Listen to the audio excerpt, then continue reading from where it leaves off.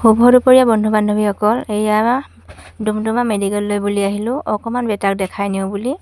আজি দুসপ্তাহমানৰ পৰা বেটা মানে একোৱে নোখোৱা হ'ল, সেয়েহে ভাবিলোঁ এপাক মেডিকেলত দেখাই নিওঁ। আৰু আহি পাওঁতে মানে মেডিকেলত কোনো ডাক্তৰে নাছিল, এজন ডাক্তৰ আছিল আৰু সেইজন ডাক্তৰে ক'লে যে ছ'ন'গ্ৰাফি কৰিব লাগিব বুলি।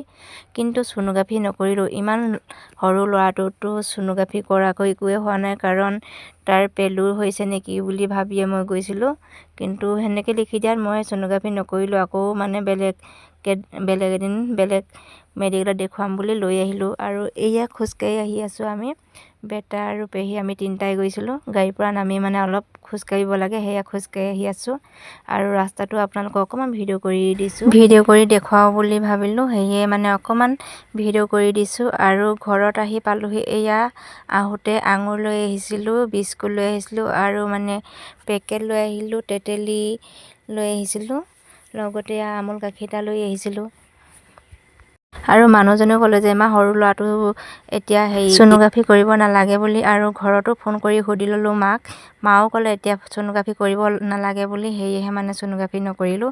তাৰ মানে সেনেকৈ একো হোৱা নাই নহয় বুলি কোৱাত মানে বেলেগ মেডিকেলত দেখুৱাম বুলি ভাবিলোঁ।